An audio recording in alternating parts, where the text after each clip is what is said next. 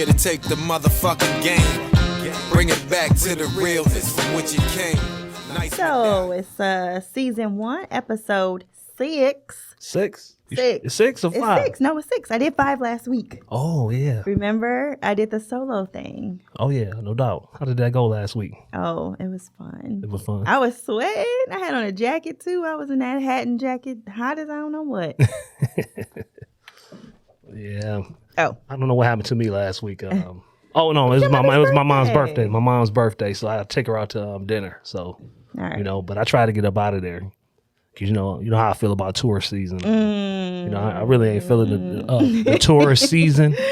You know, I have to accept it because it's my mom was born a tourist. But, you know, y'all tourists, y'all know I don't really mess with y'all. All right. Well, it's your girl Red right here. And this, what are you today? What's the title? Because, you know. I'm Kevin Juan. Oh, Lord. In honor of my boy. Okay. And then today we have a guest. You can go ahead and introduce yourself. My name is Sylvia, simply Sylv on the socials, and yeah, that's her. All right, so it is Mental Health Awareness Month. I just learned that this was a thing. It's May, so it's Mental Health Awareness Month. This is something that was established way back in 1949. Oh, wow. Who knew, right? When I looked for that date, I'm like, damn. I would have thought it would have been like 2007. I don't know why I didn't think this was like something that went back that far. That's news to me too. It's news to you too? Yeah. 1949 was when this was established. So with this being Mental Awareness Month, I definitely wanted to delve into the topic of, you know, mental health. And it was important to me, for us to have a mental health professional in the building to help us kind of siphon through this, you know, this topic. But before we get into the topic, we got to talk about some of the things that's going on in the world. So we lost our good brother. Oh, yeah. Last week. Oh, my God. Why? He was doing a lot of good for guys like me, you know, and guys around the world, you know. Kevin Samuels is who we're talking about. Okay. All right. I just want to make sure that. Giving us guys a newfound confidence and making us think more about our value. That's right. Right. So, you know, it was a big loss. Do you know, so the Wednesday when I came here and did the solo podcast, it was actually, that was kind of like the theme. I was talking about relationships, and I was talking about, you know, guys like Kevin Samuels, guys like Tommy Sotomayor. Do you remember him from back in the day? Oh, definitely. He was a real, oh, yeah. You know, he was, do you remember him? Tommy Sotomayor, girl. Yeah, he was, okay. If they think Kevin Samuels was bad, he was the original, I guess, jerk or asshole. Yeah. So he peaked around 2012, 2013-ish, caused a lot of ruckus. He actually got banned from YouTube several times. Right. He had a petition. There was a petition signed by like 14,000 people to get him off, you know, social platforms. He was pretty. Right. Woo! I remember Tommy back in the day. Yeah. So the same person that introduced me to Tommy introduced me to Kevin. So I've been getting checked for a long time. So, you know. Okay. So because it's your first time, there's this question that we like to ask all of our first time guests. So fuck, marry, block, Zodiac edition. Oh, I actually heard this on the episode. Uh-oh. Fuck, marry, or block. And it's got to be 3 different ones. Okay. Fuck Scorpio. Wait, fuck them or fuck them? Like sexually. Oh, okay. Yeah. First, you gotta say, tell your sign first. Virgo. Okay. And one of you, never mind. Fuck Scorpio. Okay. What was the other one? Marry a Capricorn. Okay. What was the last one? block. Can I get 2? Sure.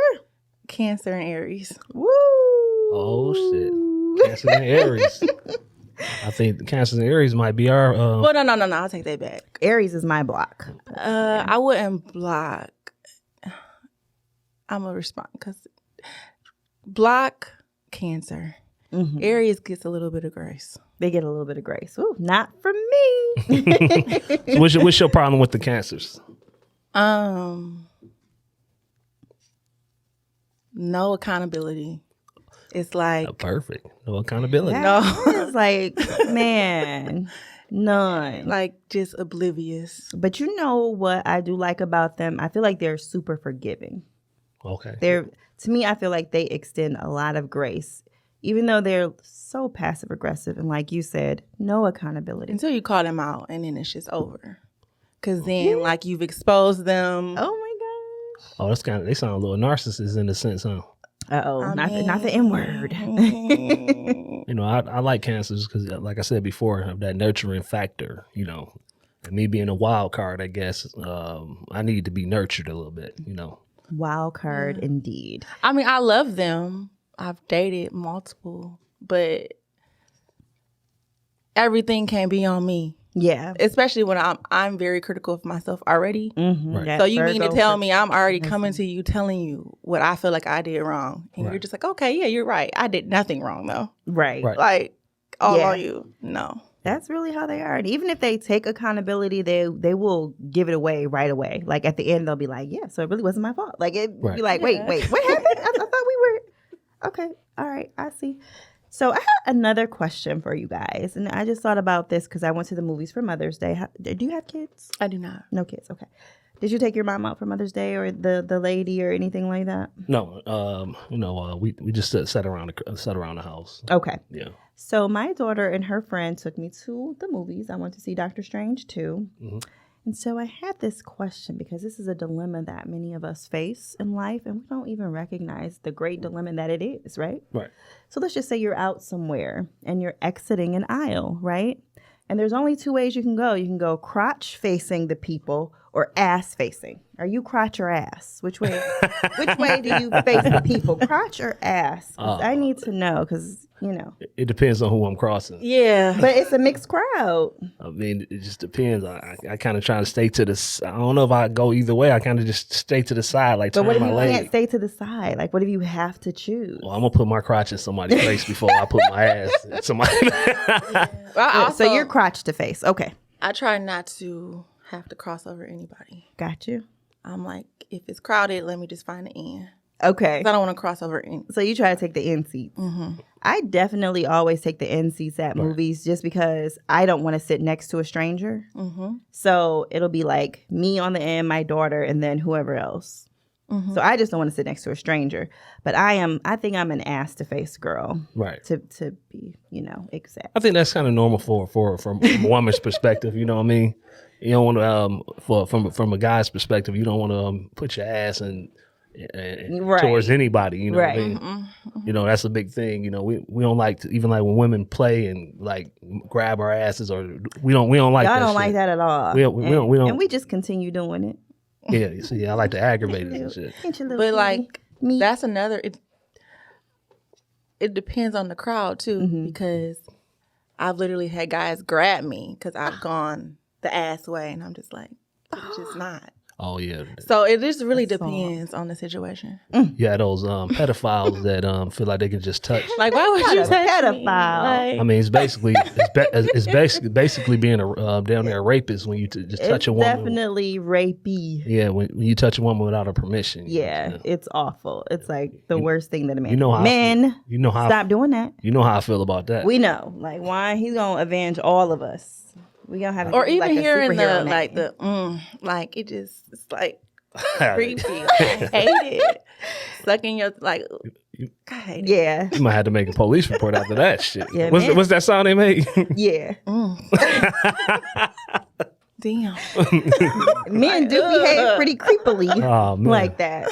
So I don't know about that one. That's not normal behavior.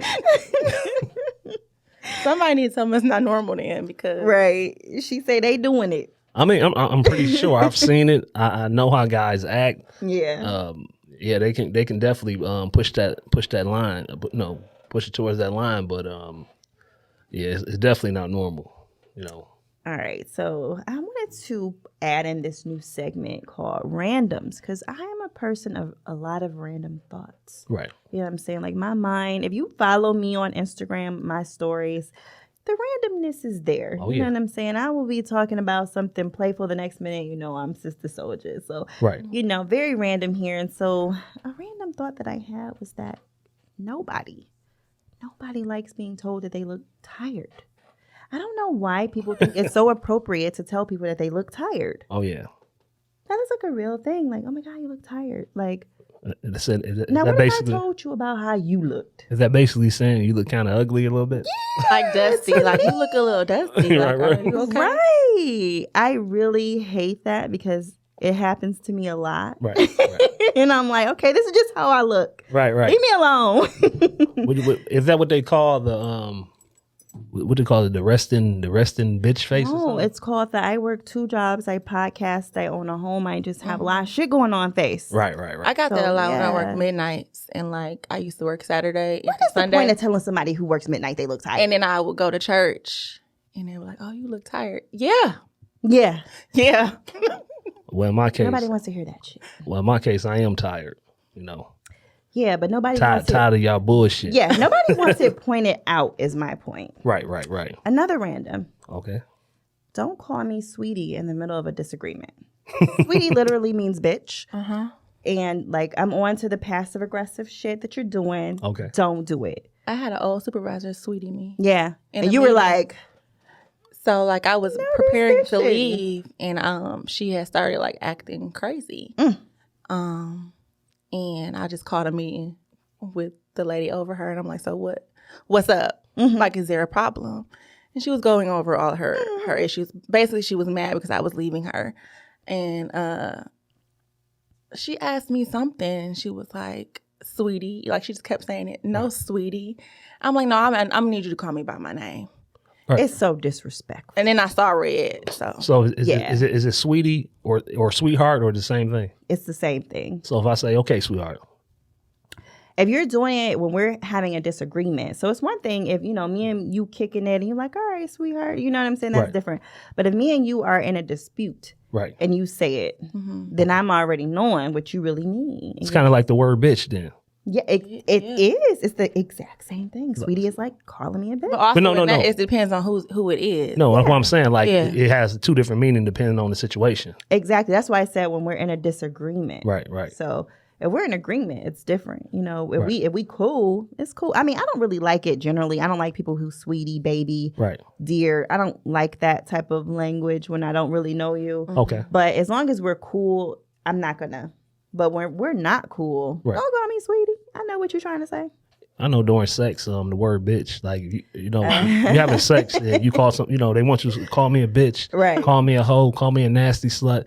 But if you get into a argument and you say that same word, bitch, it takes on a whole nother meaning. And I'm trying to figure out how do you go from one extreme to Now, another? why you know good and damn well how? Because it's different. It's situational. Tone That's all. matters. Tone matters. Tone, everything. It matters. I'm using the same force during sex when I say it in an argument. Yeah, but no. You gonna stop that right now. So what's the difference between if you in an argument and you choke her, but then if you having sex and she asks to be or she wants to be choked, what's the difference? The difference is she asked Asked. for it. Okay, all right, you got me there. Why? I don't hear Scratch that for the record. acting crazy. Scratch that for the record. I was just curious. curious. All right. So, did you have any randoms that you wanted to share today? What she said earlier, like accountability. Yeah. I was talking to one of my boys, and a few weeks ago, he was telling me about a situation he had with a young lady that he was sexually active with. So he was at home late night. Apparently, she had been out partying and having a good time all night. She decides to come over to his house. So once she got there, Wait, did she come unannounced? No. okay. He told her to come over. Gotcha. So once she got there, of course, it went down. They had sex. He said they doing everything, nasty, everything, right? So everything's cool. She left. The next day, apparently, sometime during the night, she did receive a phone call from another guy. And she was trying to act like she wasn't. How did he know? Wait, y'all don't put your phones on right? No, Turn it off. he heard the conversation. Oh, so So- she answered it. She answered it. It got nerve. So- I'm just like, okay. So pretty much she was telling the other guy that she was with her cousin X, Y, and Z. She was drunk. Right. Okay. Right. Yeah. But the point is, the next day, you know, when she called and talked to him, she just said, "Hey, what happened last night? What happened?" She was trying to check his temperature because he hadn't said anything yet to her. So she's like trying to check his temperature to see how he's feeling about the situation. Okay, well, I know in a few different situations, it's this thing where they women go out here and they get drunk, and then the next day they for some reason don't remember what happened to them that night, the night before. So what I'm trying to figure out is, I seen like some cases where police reports was made afterwards, and immediately these guys have been put on trial or charged with possibly date raping or raping somebody based on the simple fact that somebody doesn't remember what happened. When does it become a responsibility of a person to not drink as much or remember what's going on? Because say, for instance, the male and the female are together and they're both drinking and having a good time. How does that person determine the level of sobriety or the level of whatever level of drunkenness that other person is on if they're functioning normal? So they probably, I don't know. I've never hard been. to tackle. Yeah. That's hard, but I've never been, and I've been pretty drunk, but not to the point where I didn't remember what happened. So what I'm saying is it really blacking out, or is it trying to save face? I don't know. I can't really judge that situation, honestly. Yeah, so that was just one of my randoms. I've seen it happen in both ways, deep. though. Right. So Right. That's pretty deep, Juan. Yeah, because it gets, coming from a male's perspective. Yeah. I was, paying attention to this a meme about this Megan Thee Stallion situation today. Oh yeah, they said that it was glass. Yeah, it was glass in her foot that she really didn't get shot. Ooh, now, child. What was her memory? Did she really believe she got shot? I always said I thought they were all drunk, right? And I think nobody recollects what really happened. But was there? So her friend texts, right? Like, yes, her friend text security that Tory shot Meg. So and that was, I guess that was proven that that text actually didn't occurred. they say the doctors pulled bullets out her? I really haven't been keeping up with this story. Well, they did say that at first, but now today the medical examiner or whoever on the case is saying that her feet were injured from glass and not bullets. So. Right. So is it a possibility that because that sounds like something he would do? Like shoot at her feet and tell her to dance, and y'all drunk. That sounds like something I said would that do. too. But that doesn't necessarily mean that the bullets hit her feet. Right. Maybe the bullets broke the glass that she stepped on. You know what I'm saying? Multiple things probably happened. Yeah. Right. But it's gonna make her look really bad, I think. But in that situation, speaking to trauma, she heard a gun go off. Yeah. Okay. Her feet are injured. Right. Yeah. She's drunk. Yeah, she's a professional. But what I'm saying is, don't we know? I mean, the next day when you went to the hospital, did they tell you were shot or not? You know what I mean? I think that's the part that we're missing. That's what I'm saying. Where are the medical records? Yeah. But where's this accountability for just bringing up these false claims? You can't. Well, we don't know everything yet, so we don't know if there's false claims. We don't know. It's still being worked out. We're getting bits and pieces of information, and the information really doesn't fit. First they said it showed she had bullet fragments in her feet. Now they saying they didn't. First they said this. Now, so everything is still coming out, and I did watch a piece of the interview with Gayle King, and I saw where she was kind of going back and forth. Like you could tell she really didn't. She's unsure, but then she also took some accountability. Like, I should have just got out the car when I wanted to get out the car the first time. Because she said they had been arguing and going back and forth for the longest. Right. And at first she was like, just let me out. And then they talked to her into staying in the car. So she was like, I should have just got out. Right. Okay. So. Yeah. So, I mean, it just, outside of that situation, I just witnessed a lot of different situations with this alcohol and people just not taking responsibility for themselves about, and even putting themselves in bad situations. Not saying nothing deserves to happen to anybody because they put themselves in a bad situation, but you got to be, if you don't know what's going on, maybe you need to stop completely. But I think there's that point of no return, you know what I'm saying? When somebody gets so drunk or they're so, or, you know, I don't know. To me, I feel like that can go into deeper topics, and I don't want to offend anybody But also, on these touchy situations. So my mom used to always tell us, like, first of all, if you feel like you're too drunk or the person you're with is too drunk and you no longer want to be there, call me. Right. Like, I don't care how drunk you call me. Never feel like you have to stay with this person because they are right or whatever. And then the other part is these don't sound like friends. These don't sound. I only get completely inebriated when I feel safe around people. exactly. Well, at this age, even at their age, they're like late 20s, right? Right. Like these don't sound like friends.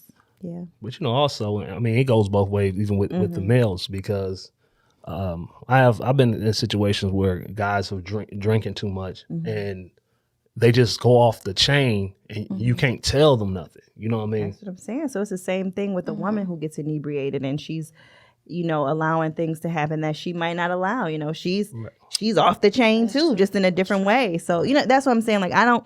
But you can't. Slippery slope there. But you got to take responsibility for. How do you take responsibility when you're pissy drunk?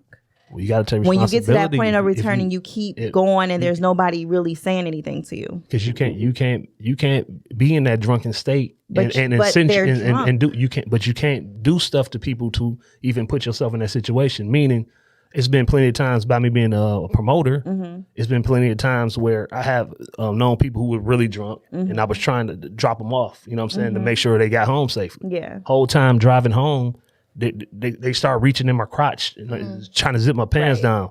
And I'm like, no, you good. No, you good. Right. But how many times is a person gonna keep telling another grown person you good before they say, okay, go ahead?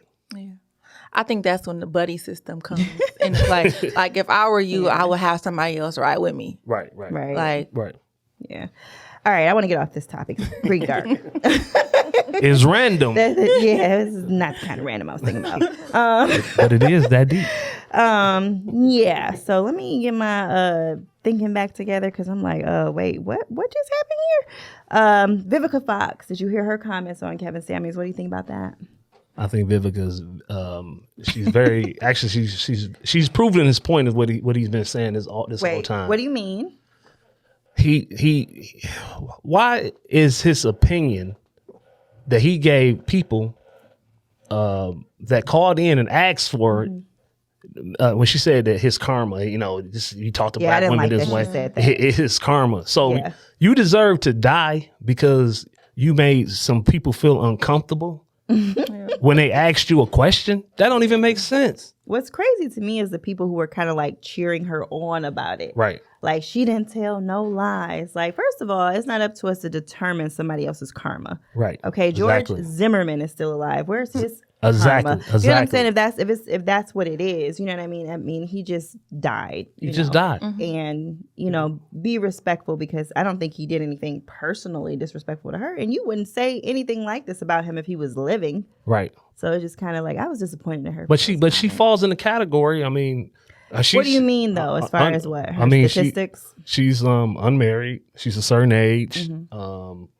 Maybe she's upset about some of the things he said because she even mentioned the 35 and up being a leftover woman. That was like crazy because the day before he died, that was like his last big. Right. I really didn't mind that because food is better when it's warmed up. So I mean, I say the thing about it is everybody, you know, is tuned into a certain frequency. So you got people that's tuned into positive frequencies, and you got people that's tuned into negative frequencies. When they heard that statement, they automatically tuned into the negative side of it. And he never was saying that it was something wrong with a woman with older woman with 4 or 5 kids or whatever it is. All he was saying was just be realistic in your goals and the type of man that you're trying to attract. If you have a certain amount of kids and you're trying to get a 6-figure, 7-figure man, men on those type of levels are not going to typically go for that. You know, they're not going to typically. So he's basically saying, like, don't deny yourself a man because you just want this kind of man. Right. This kind of man is actually okay too. Right. You know what I'm saying? And, you know, be open to that. The Because that might be 50,000 your best chance. The $50,000 a year guy. Yeah. You know, there's nothing wrong with that guy. You know. Do any of you have any income requirements of somebody that you date? Like they have to make at least. I just want to just work. Yeah. Can you pay your bills? Right. I've never looked at relationships like transactional like that because I make my own money. Right. So I don't know. It's that whole conversation is very weird to me. Like, why are we even having that conversation if we're not talking about like getting married and Right. blending funds? Yeah. Right. What about you? Do you have any income requirements? I don't have any income requirements. I just like to see somebody doing something. I'm more big on a woman being feminine. Now, I get it. We grew up in a society where women are raised to be independent, bosses, and all X, Y, and Z. But when it comes to me, you can do all you want to do when you're dealing with everybody else. But if you're in a relationship with me, when I call that shot, you know what I'm saying? I'm first in command. Now, you can be a boss to everybody else, but if I call the final call, it's like the president, you the vice president. Now, what do you diagnose him with? Because, no, I'm just playing. Oh, go ahead. No, I'm just playing. I'm just kidding. I feel like right now a lot of people, social media is living in a land of delusion because a lot of the situations that I've seen around here, that is how it goes. Yeah. You might not talk about it, but then people, like women, will joke about it. Like, yeah, I say all this stuff on the internet, and knowing I be at home, like, yes. So it's like, even the rappers, like the female rappers, they talk like all they that all got shit. They men. all got men at home. all of them. Right. All of them. None of them are single. That's what I'm saying. But the women push, they cater to are single, and they push all narrative. that garbage. And they out here talking about city girls. Right. These girls is they homemakers. Right. When they not in Good the women. studio. Cooking 3 meals a day. Like back on Megan, back when she said that she didn't have a sexual relationship with Tori. Now, you supposed to be the number one hot girl, and you run around with Tori, and you mean tell me you ain't did nothing with him? You ain't put his face in between your legs or nothing? Ew. I mean, Well, we're also in a space. And I've had this conversation with my younger cousins, and to me, it's giving prostitution. But a lot of them will not do that if you're not buying them things. Okay. So if you haven't broke them off, it might have been a possibility where she might not have slept with him. Like, you ain't paid the cost. right. yet. Now, I've known a lot of guys is actually going through that, but they go on a lot of dates and they're not capitalizing on the end, but then they're asking. yeah. The women are asking for certain things, and they like to date particular women, and they're not providing those women with the things they're asking for. So, you're definitely right about that. I personally never had that problem. I mean, it just seemed to happen naturally for me. It doesn't make sense to me. Like, I get it. Right. And I try to make sense of. I'm really into studying the generations. Because I think we're different for a reason. For sure. But so I asked them questions, and they're just like, what they're saying isn't wrong. Like, you should have some type of expectation of the man that's quote unquote dating you and sleeping with you. Right. But to send him a Cash App request for your nails if you want to go on a date. Like, to me, if I'm going on a date, I'm going to pull myself together and do what I need to do. Right. So I look good on the date. Right. They're like, no, if you want me to look good on the date, you need to Cash App me. Right. Which, Lord have mercy. A buddy of mine, I keep talking about one a friend of mine. He actually got stood up for a date. he ain't Cash App first. And he said the lady kept saying, "Well, I have to go find me something to wear. And I needed something to wear. I got to find something to wear. So I'll let you know." And it's like, I told him, I said, "Damn, that was the cue for you to send her some money to go get something, buy her something to wear," which is actually bullshit to me. You know what I mean? So tacky. It's tacky as It's fuck. tacky man. to me. It's very tacky. Nobody cares about being tacky anymore. They're just like, give me. Right. And then I'll give you whatever. I don't know. I think it's just kind of switched. It's like, because before the misconception, well, I don't think it's a misconception for all men, but some men will just be like, well, I'm taking you out. I'm about to smash, period. Right. And I think some of these women have we're taking the power back. So now it's like, if you even want to take me out thinking you're going to smash, Right. let me get my friend.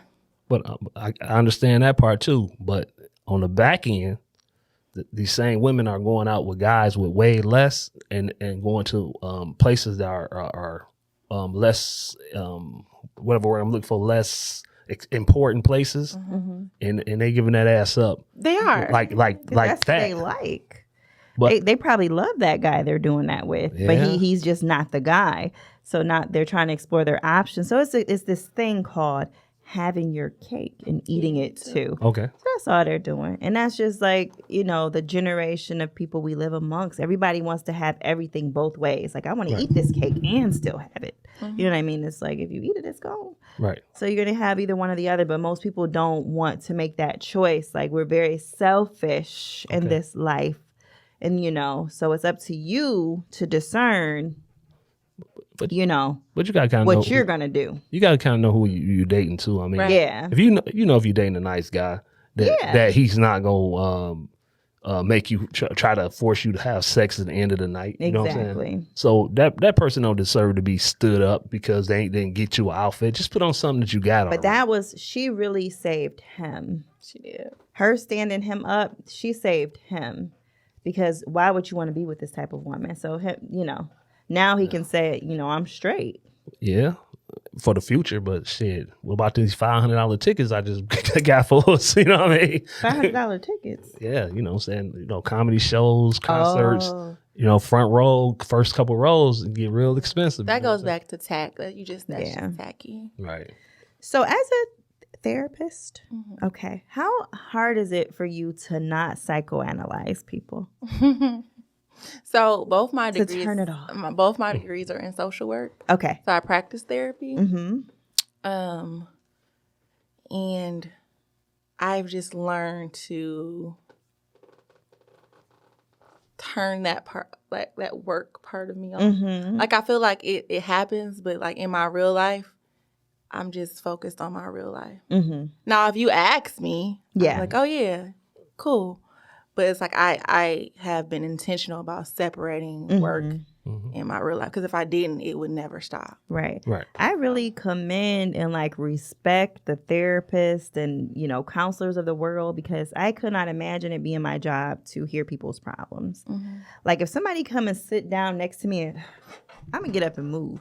That's just how bad I don't want to hear it. You know what I'm saying? Right. So to make that your career, that you talk to people and help them sit those things out, how did you come to that, to say this is what I want to do?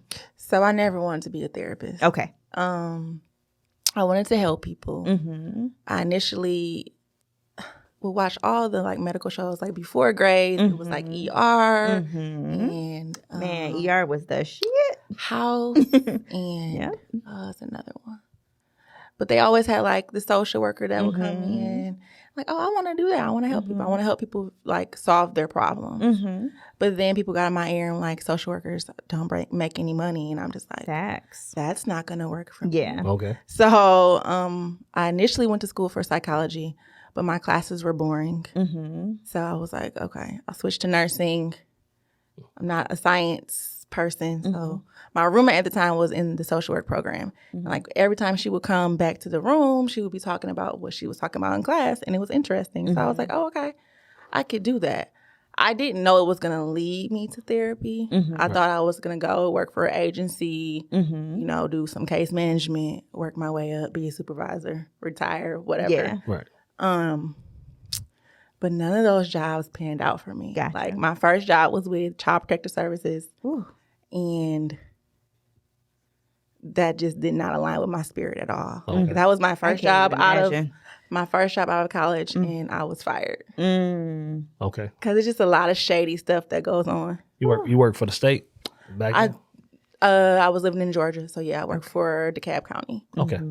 But it was like I was in investigation, so I would investigate the child abuse and neglect. Okay. So that in itself was like hard. Yeah. I'm fresh out of school, so I'm like 22, Okay. and you're wanting me to go and knock on these people's door and like tell them that they're bad parents. Right. Like I was cussed out, I was threatened. Yeah. Like we couldn't Lord carry have nothing. mercy. Right. It's just like That job should come with at least a 2-2. Is that too soon? Oh, God. No. Usually, law enforcement be there with you, right? no. Oh, Oh, It was me hell no. going to all over DeKalb County. right. Are you like investigating like complaints? Yeah, so somebody would call in the complaint, usually the schools. Right. And if they felt like it was something for us to look at, usually if there's any marks or bruises, somebody automatically has to go out. Okay. So you got to go talk to the kid, then you got to talk to the parent, and I'm going to these people's houses. That's scary. And of course, if you're questioning somebody's parenting and you can't tell them who it is that reported them, Right. they already up in arms. So it's like, They are defensive as hell. yeah. Oh, everybody's defensive about their kids Yeah. for sure. Right. So- Even people who's terrible. With And then even if it's a lie, she still has to investigate the lie. Yeah. Wow. So Still have to imagine investigate. somebody lying on you and somebody come to your door and then they don't tell you who told you this was going on. So it's a frustration on both ends, right? Yeah. I remember when I first had my daughter back in 2000, a social worker of sorts came to the house. It was like a routine thing that they came and kind of checked out the house situation. I don't know what it was, but she was like talking to me about breastfeeding and, I don't know, exactly From her the title. hospital? Yeah. She probably was a part of like the hospital. Yeah. Okay. And I didn't even like that. I'm Right. like, who is this lady? And she was kind of annoying too. And like, kind of trying to tell me what to do. And that was really annoying. So I can just imagine in an abuse situation how. And it's really scary. And Yeah. I'm young, so Right. I'm Yes. just going off of like I'm just gonna figure it out. If it get crazy, I guess we go. Right. So so you started in Child Protective Services, and then what was the next? So I got fired. Okay. And I was like trying to figure out what I was gonna do. Prayed about it, and I ended up going into mental health. I moved back home because I Okay. was living in Atlanta. So I went to UGA, but I kind of went What's to UGA? University of Georgia Okay. in Athens. So, but it was kind of during the Great Migration to Atlanta. I just made mine make sense. So Okay. I got my degree. Okay. But after I lost my job, I moved back home, and then I started working for Washtenaw County Community Mental Health. Okay. So I started as a case manager, which again, I just thought I would just be like, case management is you make sure people making their appointments. You kind of like the interference for the doctor. Okay. Okay. But because I had my master's, I did not know that they were kind of cutting costs by kind of mixing case management Yeah. and therapy. Oh yeah. So especially it's community mental health. So community mental health serves the sickest and the poorest. So it's like, this your case manager, but if y'all got stuff going on psychologically, Right. you can deal with that too because you have your master's. Yeah. So I was like, oh, okay. Put you in a mixed bag. So then I did that for 2 years, and I was like, oh, I can kind of do this. And I got fully licensed, and I transitioned into crisis services. Okay. So So you got fully licensed in Michigan, Okay. For what though? Like social work. So I'm a fully Okay. licensed master's clinical social worker. okay. Okay. Cool. So yeah, so I did crisis intervention, which pretty much is Is that like the crisis center in the hospital? Like yeah, where but for the people- county. So we're responsible for everybody in CMH and then everybody that has a mental health crisis in Washtenaw County. Right. So basically the catch-all. So the people who get petitioned in from like the AFC homes and different things like that. Okay. Okay. I had to do petitions. I Yeah. had to do pickup orders. Right. And we're doing all of these things without police assistance. Like if you needed, being able to call the police and saying, hey, can y'all come and help was rare. Like they would have an attitude Right. if you called them. Okay. Even in Washtenaw County? Yeah. Oh, okay. Wow. Yeah. Okay. Wow. Oh, so stressful. I don't, to this day, I don't, and I'm from Ypsi, but Okay. YPD, APD, Pittsfield Township, all of them, I just, Right. I don't, can't. But my last day on that job, so I went back and forth between those two positions. I'm trying to make it make sense because it don't make sense on my resume. But basically, I did the same cycle twice. Okay. So I worked for Youth and Family Services, left them, went to the crisis team.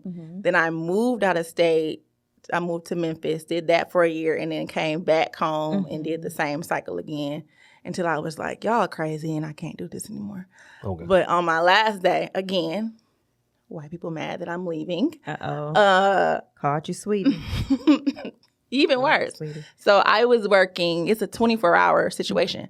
So I was working, I think nights or a swing shift or something. It was after hours. Okay. And the day team didn't do the pickup order that we were supposed to do. Okay. So I'm the only one working, and the shift lead was like, well, they want you to go out and do this pickup order.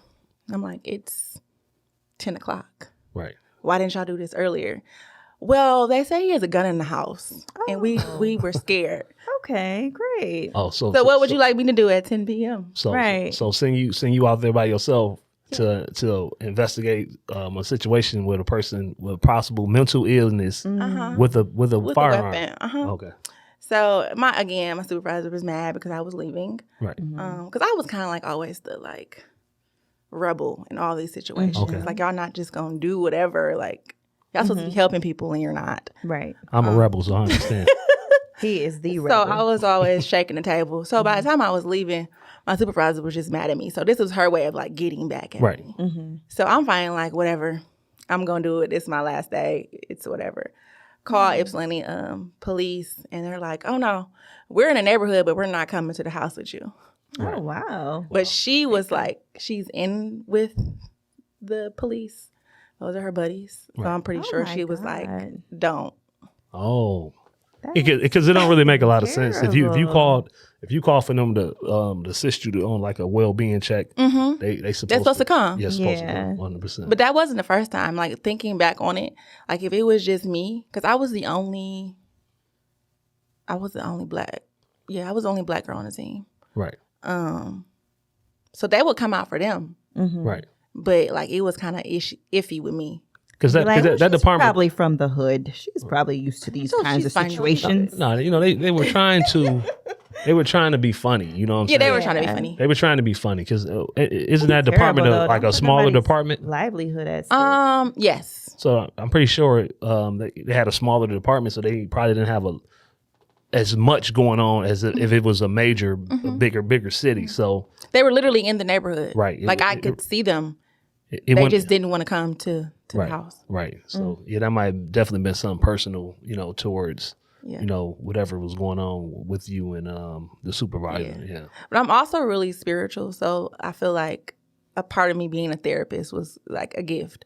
Okay. So a lot of those situations didn't work out because I wasn't supposed to be there. Right. So God was like, "Okay, you're just gonna keep Okay. doing this. One door closed. I'm gonna make it uncomfortable for you, as uncomfortable as possible." So Without struggle is no progress, right? All right now. Who said that? Frederick Douglass. All right. I love it, Frederick Douglass. Now, I believe. are you familiar? You're probably familiar. Are you familiar with the DSM? That's what it's called, the DSM.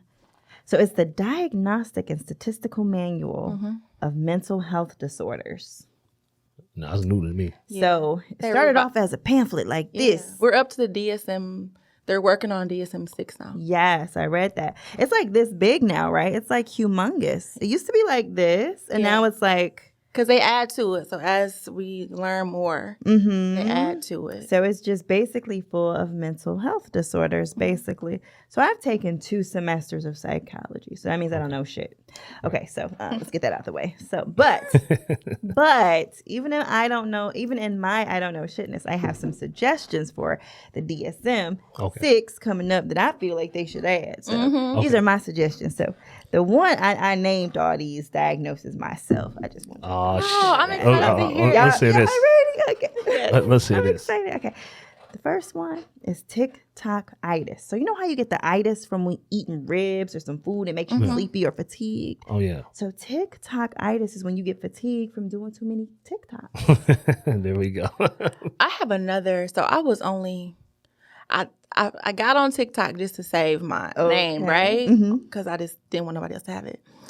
But then I got sucked in. Uh-oh. But I've never been like, on TikTok. It was like, you know how you're just scrolling? Yeah. When you're trying to fall asleep? Yes. And then one day I was scrolling and I looked up and the sun was coming up. Yeah. Oh, yeah. And I was like, wait, nah, something ain't right about this app. And So now we're going to add that to the diagnosis. So it's fatigue from watching TikToks and from creating. So this is a real thing. Do you have TikTok-itis, Juan? Well, you know, I don't really go on my TikTok, but I know you've been seeing me do my dance moves I have. on Instagram. You know what I'm saying? I've been doing my dance moves, so I feel like that was shots fired. I mean, after the show, we have to meet in the parking lot. You know what I'm saying? It's on. But TikTok-itis. TikTok. I say so. The other one is viral post ideation. So this is a person who has a desperate need to go viral on the internet. So you see people, you know what I'm saying, doing the most. People on there naked. Right. You know what I'm saying? People embarrass their children. Yeah. I've seen people get naked and jump in the snow and below freezing temperatures. Right. People have swallowed cinnamon. Right. That's a, you know how dry cinnamon makes your mouth if you swallow like a tablespoon of cinnamon. Like people have actually done these crazy challenges. So now I think viral post ideation and TikTok-itis is like a symptom of it. So you know I agree with that. There's conversations about social media and what that looks like for the mental health world. Actual diagnosis. I do know there's a video gaming diagnosis in there. I know that. Right. But yeah, that makes sense. I think it would probably be under like a compulsive type disorder. You know, because it's like your or addiction. Yeah, like it likes getting so many likes and shares and all that type of. It's almost like doing cocaine. Yeah, it's like viral post ideation. That needs to be added to the DSM. I like that because it's like doing cocaine. You get that I forget the stuff that's in your brain. That dopamine from getting so many likes and shares. So you get that high. But that's why they created it. Right. Like people are surprised about all the ads we have now.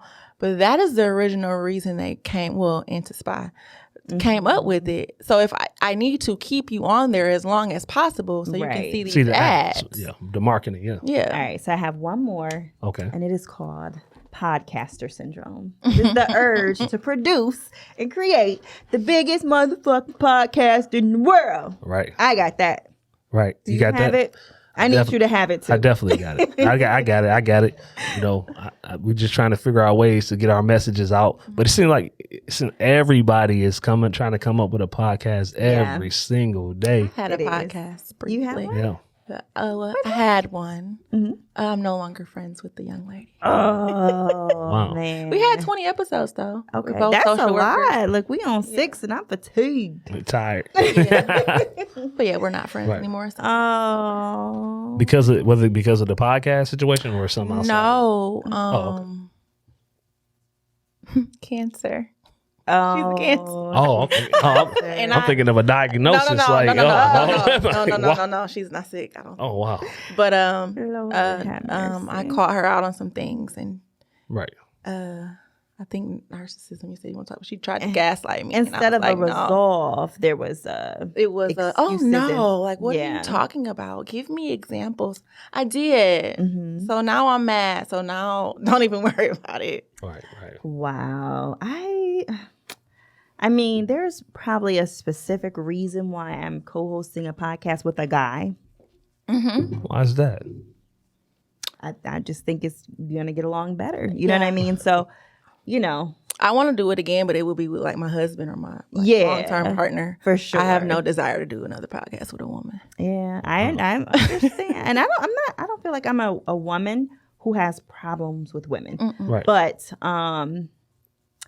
what I am is a very low maintenance friend. I'm almost like a dude. You know that. I'm high. You know what I'm saying? I'm high maintenance. I'm a low maintenance friend, so if you can't I'm agreeing come 'cause to my I'm the exact party, same way. if you can't call me, like I don't really get upset about anything like that. You would have to do something really terrible for me to be like, okay, I don't fuck with them no more. Like, you know what I mean? But all that little stuff didn't make it to my party or didn't answer my call or, you know, none of that benign stuff. It's benign to me. Right. You know, but people will want to fall out with me over these things. And I had a relationship with a young lady before where she was upset with me because she felt like I was doing some like pick me type of stuff. Okay. And she's like, yeah, because when we're together and we talk, you know, you don't say those things. And I realized like that's probably true, but I mince my words because I know you and I don't want to upset you. And so then I had to think about that from my point of view, like that's probably not a healthy relationship when you feel like you just can't really be your full self. Can't be yourself, right? But Constantly even on still, eggshells. yeah, like, but even still, I'm willing to try to keep and maintain this friendship the best way that I can. But it's just like her and she, you know, people have issues, abandonment issues, things like that, and you know, constantly pushing away. Right. And for me, it's like, okay, you're gonna keep pushing me away. This time, I'm just gonna stay away. I'm not gonna, you know, because at this time, you know, this is becoming abusive for me. Right. That, you know, I always have to explain myself like, we ain't boyfriend and girlfriend. That's my thing. Like, I don't talk to anybody every day except for my sister, my mom, exactly. my man if I have one. Like, I don't want to talk to you. It's kind of strange to me. Yeah. Like, why do you feel the need to talk to me? And not just a few, like, hey, how you doing? Right. Right. Like, 2-hour conversation. Right. Right. I don't want to do that. I think women have a hard time getting along with each other because I keep hearing these types of stories a lot. Yeah. And most of the time, women that are friends, they are usually just alike. That's to me, with a female relationship, that's what bonds it. Them being as much as like as possible. Right. You know what I'm saying? I don't feel like too many women are friends with women who are totally different than them. Totally. Yeah. Where I feel like men could have more of that because y'all are a little bit more low maintenance in your requirements for a friend. Right. But because I'm like that too, that's why most of my close friends happen to be men, because I don't care if me and you don't agree on something. We could argue, okay, for hours. And at the end, I'll be like, all right, I'll talk to you tomorrow. You know what I'm saying? Like, I'm not holding on to, you know, the anger of the conversation because we're basically arguing about ideas. Right. You know, it's not a moral argument. It's not, you know, you being it's not really personal, you know. Yeah. So, you know, if I can't it's not an emotional that, thing. Yeah. If I can't do that, it's just kind of like. And I think you guys are more so open to hearing the truth from your friends. Right. Like, usually the women that I have fallen out with has been that they didn't like what I had to say to them. Again, accountability. Right. So I can't be your friend if I can't tell you the truth. Right. And now, for the late great Kevin Samuels, that's what all he was trying to say. That is, you know, he was trying to get people to get accountability. And before he actually started talking to doing that women's segment like that, he did that with the guys. Yeah. He did that for years. Yeah, he did it for years with the guys. He told you, your punk ass need to go get some shoes. You need 5 pair of shoes. You know what I mean? Yeah. He told that one dude, he say, what do you think you need a high maintenance woman for? He said, how much you make a year? He said like $10,000 a year. And he like, how tall are you? Like 5'3". How much you weigh? 280. So he said, you a little fat fuck, huh? So it wasn't like it wasn't a attack on anybody. It was just, you know, in order to be able to get a message out, you got to kind of come at people in a way that they're used to hearing things. Yeah. Like you back in the day when we grew up, you might heard your parents, you know, yell at you like, get your ass in that kitchen, or I'm gonna beat your ass if you don't do this. You see what I mean? And tough love. It may be toxic as fuck, but that was the only way to get that understanding. Because when you say, hey, could you please get in that bedroom? That wasn't normal. Right. For Nobody us. listens. And I'm not saying it wasn't toxic. Yeah. It probably was abusive. Yeah. But my problem is, why would you call in That was my thing. and subject yourself to that? You know, So, it doesn't go easy on anybody. I think that falls under what you were talking about wanting to go viral and wanting to have a moment. Right. Yeah. But now you're mad because you've become a butt of a joke, literally. Right. I think there was a bit of pettiness in him. Oh yeah. Like when he called, it was Yeah. funny, but he didn't have to call that girl Ja Rule. Like, Ooh. I ain't see that one. Yeah. Damn. she kind of looked like him. She was a pretty girl, but like once she got mad, I feel like once he felt like they were becoming petty. Yeah. I feel like that's when he would just be like, all right, I'm not trying to give you advice no more. We just gonna go back and forth. And that's the part where I feel like he just got mean. Yeah. And I don't agree with that. It don't take away from the fact that a lot of what he said was true, but because it was mean, they didn't receive it. So it just became like this internet thing, a joke. But how do we get people to take in information without take in a message? People want everything without the delivery. sugar-coated. They want everything Or do they want to be lied to though? They do both. I think people want to be lied to. I don't think they want the information even sugarcoated. They just want to be lied to. I think if you sugarcoat it, people can digest it better. If you make it sound, if there's a redemptive quality for people, then I feel like they receive it better. But some of the things that he said, I think some people felt like there wasn't that. Right. But those were people who listened to the viral clips. Those weren't people who actually listened on the live and watched the whole show and saw that those things actually did happen. So if you just saw those clips, it just kind of seemed like he was bullying. Right. But if you actually watched the show, because that's what made me, I'm like, I got to watch this man. Yeah. What's going on? And then when I watched, I was like, oh, I like him. I watched him go from 10,000 followers to 1.2 million followers. And it was when he was doing all the male segments, he was only at 10,000 followers for years. And then that one viral clip, and when he said she's average at best, and boom, he just shot up crazy. But I think that goes back, and I didn't mean to cut you off, but that goes back into like, I feel like he wanted that to happen, and you know that he knows women are emotional. They're going to respond emotionally. It's going to get people watching. He responded emotionally, though, when he said that? He said what? He responded emotionally? I think so.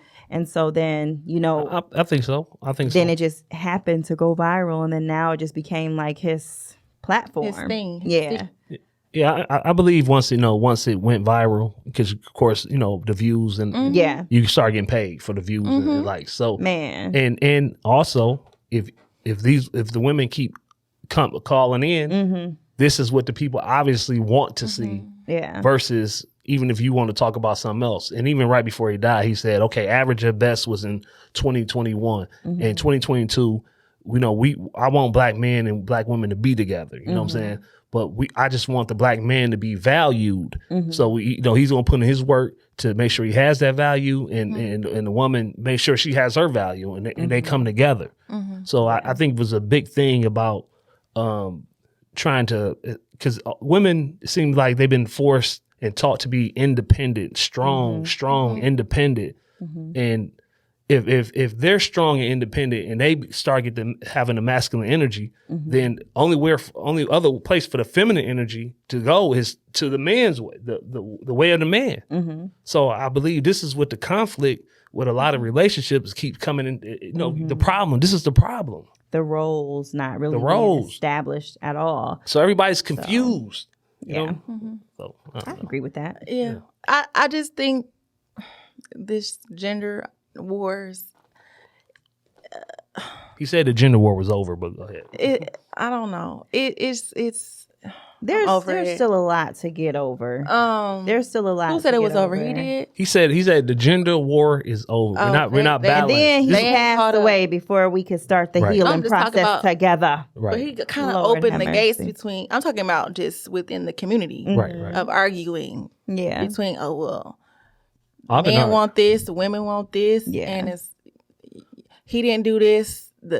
He didn't do it the way I wanted it. It's just constantly all day. All right. Yeah. I'm just like, at what point are you just gonna be like, okay, that one didn't work? Because that's what we used to do. Yeah. Right. That didn't work out. Maybe you hit the group chat.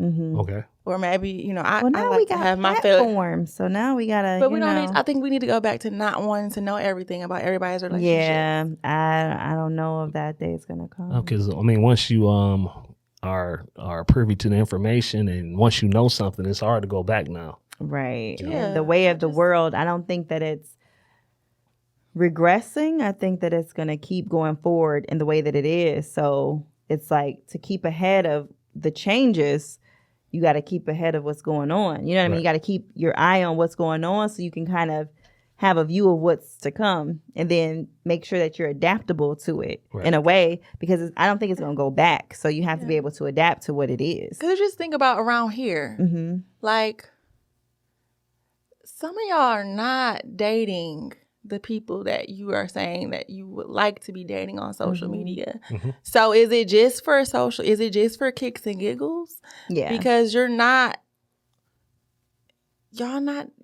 where are you finding a man? Not saying that you can't, but you as a person that is on the party scene every weekend, that's your social circle. Mm-hmm. Okay. Where are you meeting these men that's making $150K? I understand that, but a lot of them are not dating those guys. That's what I'm saying. So, but you're getting on the internet saying this is your. But they're just saying that's what they want. They're saying that's what they want and that's what they feel they deserve. But they're around the guys who are making 40 to 70K a year. Yeah, and those guys are beneath what they feel. Quote unquote, what they're not giving those type of guys the type of respect that they would give that 6-figure guy. But like you said, they're not even putting themselves in position to even meet these 6-figure guys, because I believe subconsciously they don't even feel like they belong in those circles. Yeah, because they probably don't. Right. Like what's wrong with the 40K, 70K guy? There's nothing wrong with that guy. And what all Kevin Samuels kept saying, all he did was ask questions. And most of the majority of the women said, "Oh, I deserve a guy that's made 6 figures and blah blah blah." And he would say, "Well, what are you presenting to this guy in order to make him be attracted to you? Because once you start making a certain level of money, if a person that you've been around the whole for a long time, if they don't start treating you like the man that you are at that point." Now you have so many options that you can just date pretty much anybody once you start making a certain amount of money. So if you don't know that and you don't put yourself to be in that position, that person's gonna look over you. Yeah. Well, my thing with people on the internet is that there's that issue of people getting to pick and choose when they're being authentic, right? Because people will post stuff all day, and then at the end of the day, they'll post something that's like, everything I post isn't about me. You know what I mean? Like, so people kind of get to pick and choose when they're actually being authentic. So, I mean, it's just like angles in the pictures. Yeah, you got angles. Real. It's not real. Or filters. You got filters. You got not in Texas. Oh, well. In Texas, they just ban filters on Instagram. Oh, straight up? Straight up. Oh, shit. Ban filters in Michigan, too. They said it has something to do with facial recognition. Right. So it's probably going to spread maybe to many more states. We will see. I hope so. Because I watched the girl in the bar the other night. Oh, Lord. And she was doing a Snapchat. Yeah. And she was at the bar, and I was behind her. And I'm looking at the filter. I'm looking at the camera on the phone, and I say, "Wow, this girl is amazing." And then she put the phone down, and I swear I looked at her face. I said, "This is 2 different people, but I'm witnessing it right now. What is going on?" Shut your mouth. I'm not lying. What is going on? Just man, we just got caught up in this era with this metaverse, and everything was fine with people were just normal. It's a different world. Have you ever gone to therapy, Juan? Therapy? Yeah. Yeah. I have. I've been a couple times. Okay. It was, work related, but yeah, not because you were a police officer. Yeah, I was in law enforcement. Okay. Back in my past life. And, yeah. So for y'all that didn't know that, yeah. But no, for real, I've been there maybe about 3 or 4 times. Okay. What was your experience with it? What did you think about it? Just talking to somebody is always good. Yeah. Me again being a rebel and all that shit is like, I just don't personally like to like get medicine or talk to people from that benefit in me being sick. Yeah. You see what I mean? So it makes me feel a certain type of way based on that aspect. But then on the flip side of that, a lot of people isn't as knowledgeable as I am. So if sometimes you need to talk to other people, because a lot of people talk to me about different things. You know what I mean? And just because I'm dabbling and have been through so many different experiences, I'm able to give them advice. Gotcha. So if you can talk to somebody who has the experience, I definitely believe it's beneficial in that aspect. Okay. Yeah. What about you? You ever been to therapy? I have. Okay. It took me a long time because all therapists aren't good therapists. Right. Because I've worked with so many bad ones. Right. I was like, no. It took me a long time to find one. But then once I did, I was in therapy for a year, like right before the pandemic, 2019 to 2020. Right. And I think it made me a better therapist, honestly. Right. But yeah, what about you? Yeah. It was like right before the pandemic, I went to a therapist, and she was really young, and she was like really sweet. She kind of did this thing where she kind of like sucker punched me in our session, because it was my first experience and I'm like knowing not what to expect at all. And she just asked me this question, and for some reason it just triggered me so much. Like she was like, do you have any trauma? And I'm just like, I literally just sat there and cried for the whole hour. Like I couldn't even pull myself together. Right. And so like then towards the end, we pulled myself together and like, okay, we'll come back in a week. And so Right.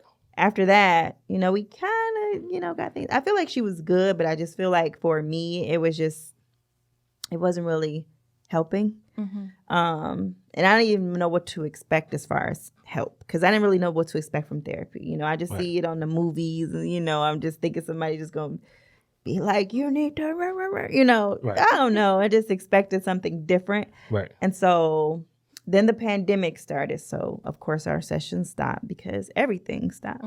And so when the world started to open back up, I wanted to revisit therapy. I went to Therapy for Black Girls, found a therapist. The first one I found had asked me to send her an email about what I expected. I'm like, okay, never mind. Right.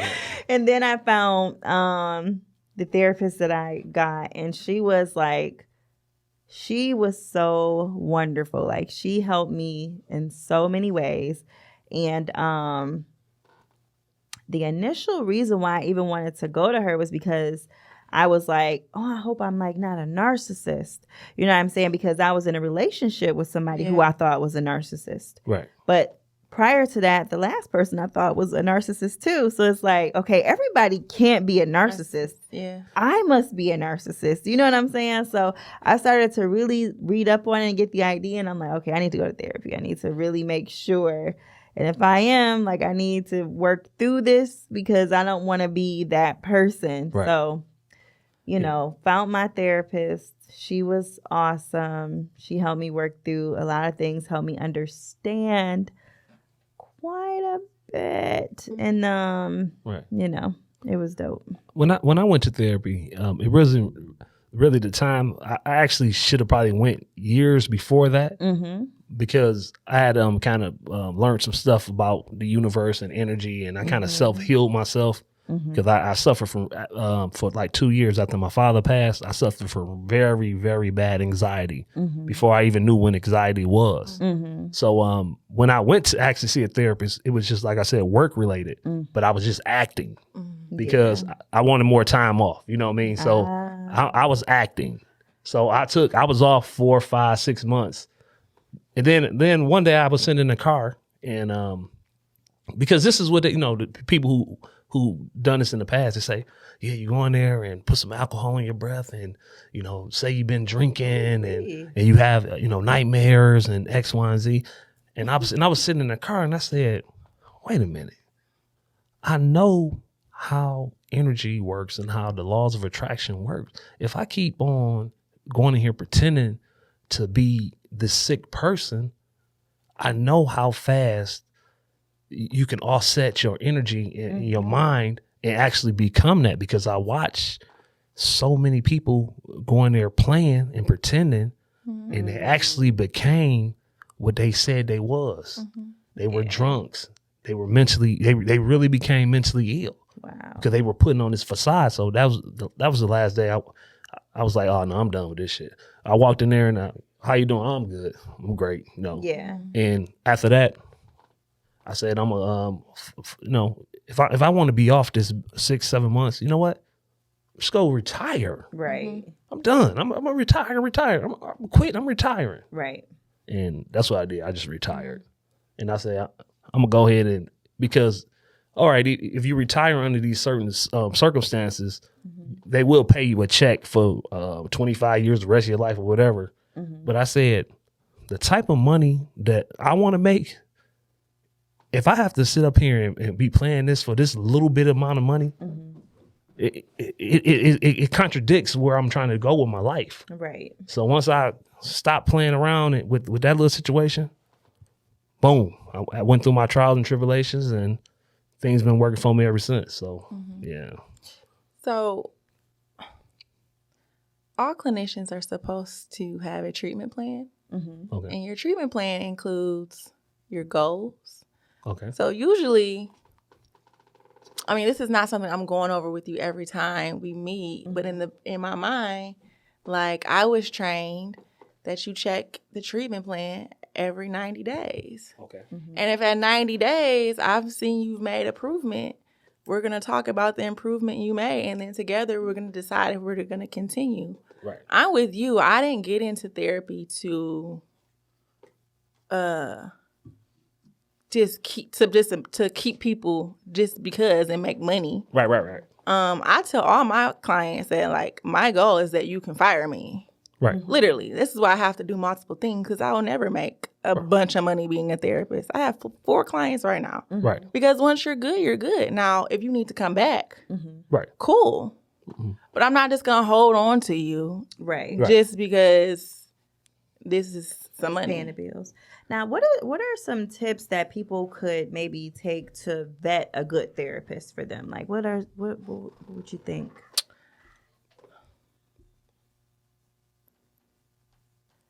I would say somebody who you can relate with, somebody like who, even when I was looking for my therapist, right? You go, it's a profile, you can read through it. Right. If I'm reading through it, I'm already anxious. Like I'm not picking up like this will be a good vibe or a good match. Then it's a no. Yeah. Because therapy is about feeling safe. Right. And if I'm just looking at the profile, reading through it and being like, You know what's crazy? I don't mean to cut you off, but to add to that, so the first therapist I had, I didn't choose. I just went to a place, they had therapists there, they gave me somebody. When I went to therapy for Black girls and I chose the therapist I had, I actually chose her because she looked like me. Right. That was the exact reason why I chose her. Right. I'm like, she reminds me of myself. Have something in common. And that was just how it went. yeah. Because the safer you feel, the more willing you are to open up. Right. Can I ask a question? What is the difference between anxiety and depression? So it's different for everybody, but so they're both mood disorders, right? Right. Anxiety, I feel like the best way I can describe it is that you have a hard time. Well, both of them, you have a hard time remaining present. Right. So anxiety, I feel like you're constantly worried about what's coming. And depression, you're more so worried about what happened. The past. Okay. But you could have both that could happen at the same time. To me, or for me personally, like my anxiety makes me depressed. Right. If that makes sense. Yeah. That So it's like basically it's like the same energy just on different ends of the spectrum. Yeah. Okay. Yep. Okay. Yeah. Because I suffer from I had very, very bad anxiety and back in like 2009, 2008ish, 2009, and it lasted for about almost 2 years. Like You said you were a cop, right? Right. But this is after my father passed. Okay. So before that, I was the cocky, not arrogant, but confident individual that I am now and I always been. But after he passed, it was I guess it was just weighing on my mind a lot. So like 6 months after, I just started inhibiting these symptoms. And it became a point where I can barely like walk. You know, like it felt like the ground was uneven and my limbs was numb. Like I couldn't feel none of my limbs and I had trouble sleeping. My heart was like racing at nighttime and I always feel like I felt like I was going to die every day. So you were having panic attacks. I was having panic attacks. Wow. So, you know, when I was going to in and out of the hospital, you know, I would just go to the emergency room all the time. So I would go like something is wrong. And they'd be like, no, you every test, they done ran every test and nothing is wrong with you. And I'm like, it's something wrong. You know what I mean? One night I went to the hospital, 3 different emergency rooms in the same night. And the same thing. And then that's when one of them said, anxiety. I had never heard of anxiety. And so, you know, I'm bringing this up because I know a lot of people inhibit this type of thing. And, you know, you tell people about it and nobody is like really, if they haven't experienced yet, they looking at you like, oh, for real? Like your limbs is numb. I had to like sit still. Yeah. You were having a panic attack. And the thing, why I went back to the cop thing is because, how can I say this? America has a bad habit of over-diagnosing a certain group of people and under-diagnosing another group of people. Okay. So for you're exhibiting, literally, you told me the symptoms and I'm Right. you were having a panic attack. Right. For sure. But that's a little bit more elevated than just saying someone, oh, you're dealing with anxiety. Okay. Right. If that makes sense. Okay. So, and I say that because people take panic attacks and PTSD a little bit more seriously. Okay. But when it comes to Black men in general, like I've had people and doctors change my diagnoses. Right. And just say, oh no, it's just generalized anxiety. Okay. No, it's PTSD, but Okay. I see what you're doing here. Right. But yeah. And especially since you said it like it kind of came on sudden. Right. It doesn't seem like it's impacting you now. Right. So that's kind of like how panic works. You know what happened is I was dating a girl at the time and I was just on social media and the girl, she was online and I had just inboxed. I said, just meet me at the movies right now. Like I was just like bullshitting and she was like, okay. I was like 7:30 and we got there. So we watching this movie and I literally go in this movie and my anxiety was so bad or panic attack was so bad that we sitting in the seat and my fucking hand is like jumping the whole time. And it's like, I can't even control it. So I'm thinking in my mind, like, damn, I done fucked this up. You know, I mean, this is a done deal. But it's like, she understood and she invited me on a date next.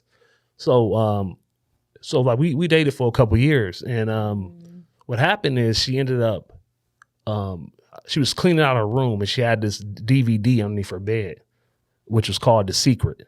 And she was like, I'm about to throw this stuff out. Do you want this? And I was like, what is it? She said, just a DVD. So I said, okay, cool. So I popped the DVD in. And then they started talking about how whatever you think in your mind is what you create, in your life. So if you think that you're sick, you'll become sick. So I watched the DVD every day, and I would keep playing it. I let it play at nighttime while I was asleep, and it's telling about like your subconscious mind and programming. So I just kept listening even when I was asleep, and like one day I just woke up and I felt normal, but I'd been sick for so long. I was like, damn, this shit is fake. Like I know I'm sick. You know what I mean? Like, and then the next day I woke up, I was normal.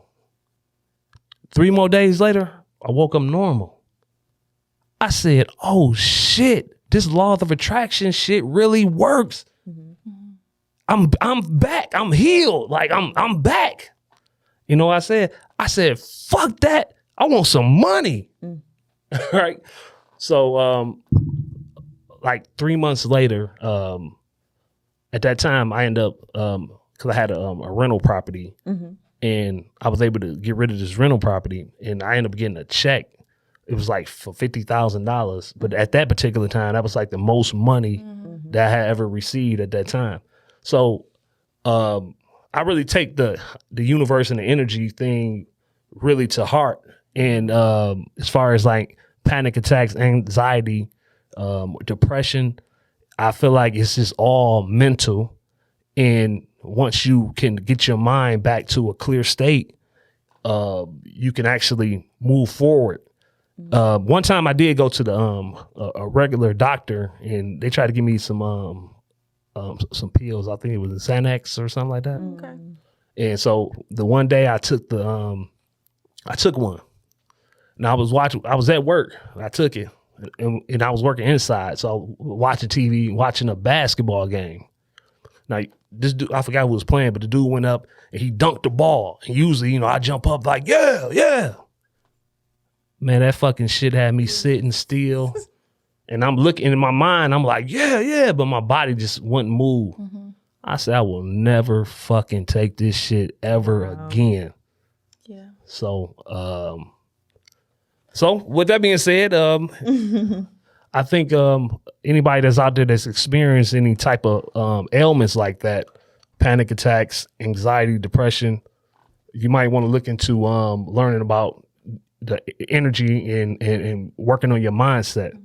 So I wanted to know any other treatments you think might be helpful for that? So I think all of it, because certain people are so imbalanced, because it's an imbalance in your brain. But some people are so far gone, like they're not even in a space where they would be able to like even hear and comprehend, Understand it, yeah. that DVD. Right. So those people might need to be on medication for a little bit, Oh. so they could steady themselves out. So they can. I've had people so anxious that they had to take medication first before they can even come and see me, Right. because they literally couldn't talk. Right. So like I'm here for all of it. I'm here for the church aspect. I just don't think there's just one good fit. Right. And I live with anxiety since elementary school. I didn't have panic attacks or anything until last year. I had my first panic attack on Mother's Day, actually. Okay. But it did have a lot with me making, in that situation specifically, I had to literally tell myself that like everything, because it was a fear attached to the anxiety. So I'm like, I had to constantly remind myself, like, what do you know to be true? Right. Versus all these things you're coming up with in your head. And for me, my panic attack started after I was hospitalized unexpectedly with a blood clot in my lungs, like out of nowhere. Right. No, right. So like it was very traumatic. So then with panic attacks, they come on suddenly, and it's like literally a fear of like, I feel like I'm dying. Right. So I had to rewire my brain and tell myself like, no, you're good. You've gone to the doctor. Right. Lungs are clear. Right. So it is that rewiring, but some people just need a little extra help with therapy or medication. That is facts. Prayer, all of that. Right. So. The mind is so delicate, and I think that everybody, thinks that they're in control until you have that moment where you're not. And when It's powerful. it's like, I have witnessed it in my life. When I was growing up, my mom had panic attacks, like really bad. Like she would be in the hospital for days. So I grew up, kind of seeing that, and I just remember being like, oh my God, like I didn't really understand, what was happening because I was a child.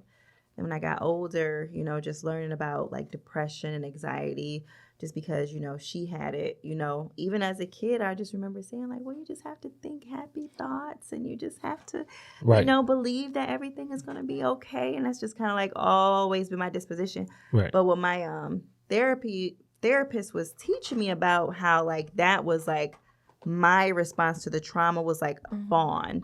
So it's fight, flight, or fawn. And I'm a fawner. So fawners basically like we kind of adapt, right. And then so that's how I am. So I've never had a panic attack, right. Or I've experienced some degree of anxiety, but nothing that was like paralyzing. I do fall into moments of like short depressive episodes, and they'll kind of like come over me, and I'll just be kind of like down. But I'm not the kind of person who talks. You know what I'm saying? So I'm not gonna call anybody and be like, I feel blah blah blah blah blah. I'm the kind of person that'll be like, okay, I feel like shit today, and I'm just gonna lay down, and I'm gonna just be lazy today, and just do whatever I can to just feel. But it's power in that possible, too. And tomorrow I'm gonna be better. I'm gonna let myself rest today. Rest is important. Being effed up, but tomorrow I'm not gonna be effed. But even you acknowledging the fact that you feel fucked up, like you're literally releasing that energy, because some people are just like, no, right, I'm good, right. And you're not. So that energy has nowhere to go. Yeah. So you just saying, even if you didn't want to talk to anybody else, even you just saying, yep, this is how I feel today. Right. Yeah. What am I able to do? This is what I'm able to do. Cool. Yeah. Tomorrow's a new day. Right. It's like it can be those traumatic experiences. Like I had experienced so many dead bodies. So, like over the years, because, when I started that career, I started at 18. Mm-hmm. So I've experienced so much. So I've been on every level. I dealt with mentally ill people, to death, to robberies, to all my personal shit, because, despite having that career, I'm still from the neighborhood myself. So I was still, once I get off work, I'm still in the streets. Yeah, running the streets and promoting, partying, doing all types of shit. So when I actually found my father, when I found him dead, it was on a day that I was actually moving. And he had just got out of prison. So I allowed him to stay with me while he was getting off parole. So, but I was in the place where I was standing at the time was a smaller place. So I was actually going to get a bigger place, but I was going to let him stay there. But I needed a bigger place for my kids, because they was babies at the time. So, he kept saying, "Oh man, you ain't leaving me. You ain't leaving me." And I'm like, "Yeah, but nah, man, you can stay here." I'm like, "I'm gonna take care of everything here, but I got to get that bigger place." "Oh, you ain't leaving me." And then the night before I was moving, he dies. So it was I think it was like a guilt. Yeah. And then I used to have to, because he was bigger in size. So he always like, my blood pressure up and, diabetes and all this shit. And it's like I took his energy onto me after he died. So I believe that's where the panic attacks came at, because any little twitch or anything, I'm feeling like, oh, I'm about to, pass out. If I eat something, when I ate food, it'd be like, I will get sick. Yeah. But when I was actually out, because, I was still throwing parties and still working. When I was actually doing stuff like working and throwing parties, I was good. I could handle business. When you were left to yourself. Soon as it was over and I had to sit down, I'm balling up in a ball, So when do you think a person should start therapy? Like, what's the sign like you need to go to therapy? Like a for sure sign, like. I think whenever you feel like you think about it, like, oh, maybe I should go see a therapist. Then that's the time to go. Okay. But it's like, I want to encourage people to, you can go even if it's something isn't wrong. Right. You don't have to wait until everything's falling apart. Right. Because sometimes you just need somebody to talk to, like during career transitions. Yeah. Relationship transitions. Because a lot of times we could transition a lot faster during different seasons. Right. If we had somebody else to kind of like throw those thoughts off on. Right. Those unbiased opinions. They're so helpful. Instead of going to our family and friends. Exactly. Because, a lot of times with our family and friends, when you present a new idea to them, they are, I'm not saying they do it on purpose, but they are some of the most toxic people to try to talk you out of something, because they don't feel like they did it or they can do it. So they tell you like, I don't think that's going to work, to try to throw you off. So I think you definitely should, it's not, you don't have to have a problem to go see a therapist. I definitely think you should go outside of your normal to get those opinions, because sometimes when people know you, you know what I'm saying, they'll judge you off your past and offer information based on what they think you are because of what they knew you to be. No matter how you done progressed in, in your future. So, and a lot of people don't know this, but also if you just feel like you're off emotionally, like your mood is not what it usually is, your energy is off, your concentration is off, you're just not on it like you usually are, you could go to your not pediatrician, your primary care doctor and tell them like, hey, this is what's going on with me, and they can talk to you about that too. Like, they're not mental health professionals, but they're medical professionals, so they could just be like, oh, I think you probably should talk to like at least get a consult. Right. And sometimes they'll even have them there. Right. So that you can talk to them. It seems like when you go to the doctor nowadays, though, it's like the doctor don't talk to you at all, like for real. I mean, it seems like nurses come in and handle everything that needs to be handled. Shout out to the nurses. And the doctor comes in for his little 2 or 3 minutes and say his little 2 minutes, and it's almost like, in my personal opinion, it's like the doctor is selling the drugs now. You know what I mean? I can tell you why. Most doctors, they see about 30 patients a day. They're scheduled to see 30 patients a day. Right. So the majority of the work is left on the nurses or the techs. Yeah. So those are the people, honestly, that you like kind of have to kind of like hurry up and tell all your issues to, so they can get it. And a lot of people don't. A lot of people feel like they don't trust the tech or the nurse. That's they want to save everything for the doctor, and it's like that doctor literally has no time. Because the doctor's literally going to the doctor is looking at the notes, right? The notes. Yeah. So, like, literally, as the nurse or whoever is typing it in, they're reviewing it in most cases. Shout out to the Aries. Yeah. I work in healthcare, and it's a lot of times with patients, they come in and until they start to really notice everything that I'm doing, they don't really want to tell me anything. Yeah. But by the time we're done, they're telling me everything because they see like, okay, she's actually professional. She actually knows things. She's very knowledgeable. Right. You know what I mean? So then they start to tell me things. And yes, like you said, it is very important to tell these people because we're writing these things down, typing them up so the doctor can see them. And then, Right. He's using that information. Because they're just going to review it with you and then make a recommendation. Really, really and quick. A lot of times with people, I feel like, doctors get a lot of slack for, the way they practice care, the way they practice medicine, because that's what a doctor does. They practice medicine. But a lot of times it's the people, because I've worked with doctors who have given people an approach to treatment that said, take a walk. You know what I'm saying? Okay. Cut out desserts. Right. This should help you, you won't even have to be on this medication. And people will rather have the medication than take a walk and, cut out dessert. So if you can give me a pill and I can still have dessert and not have to take a walk, I'd rather have the pill. Right. You know what I'm saying? So it's like a combination of the people and they want the quick fix. And then the doctors eventually, I think some of them just be like, F it.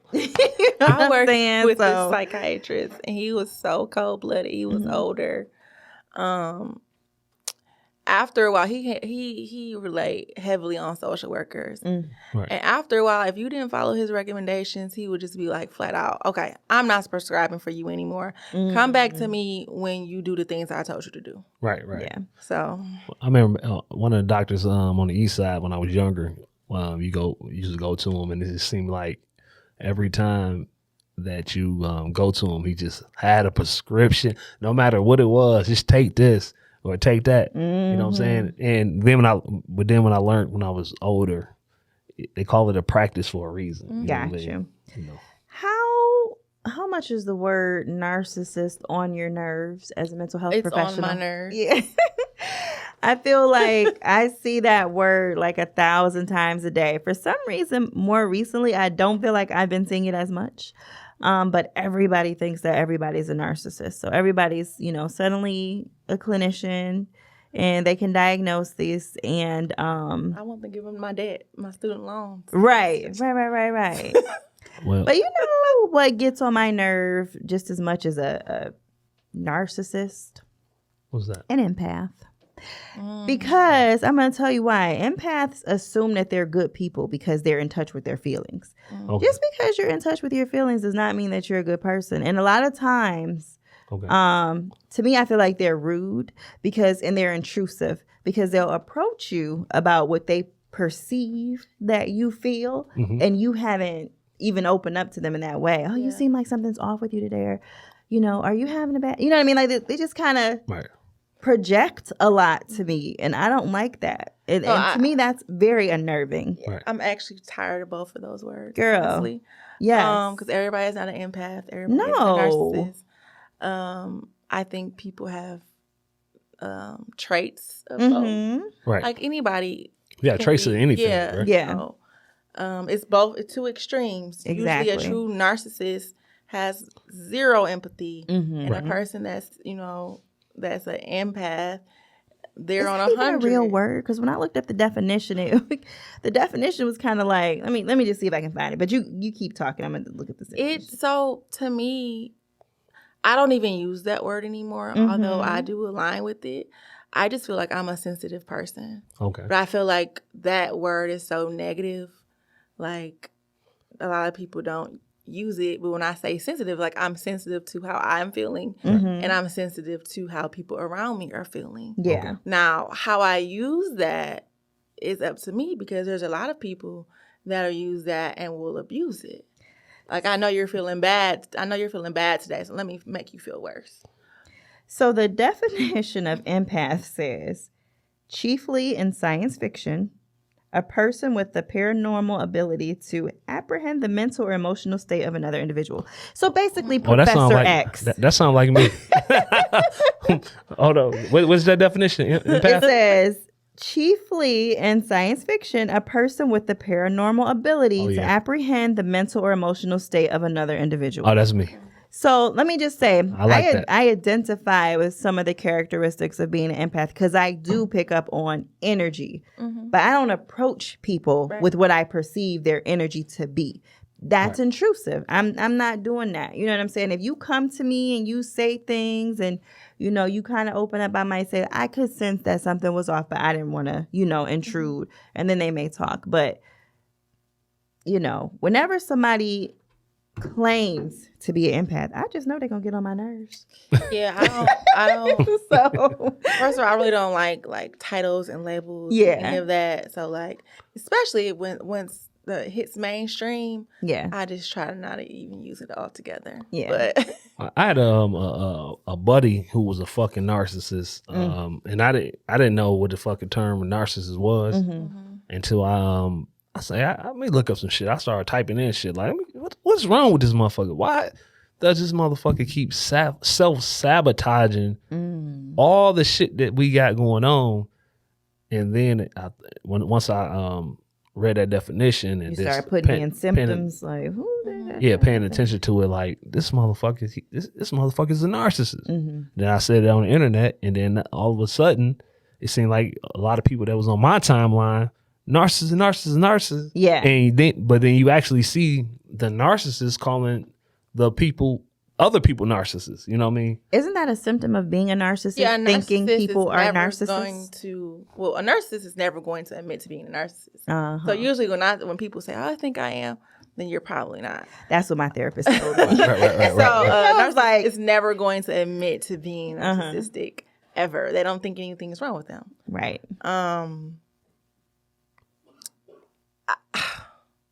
It's a personality disorder. Right. And there are multiple.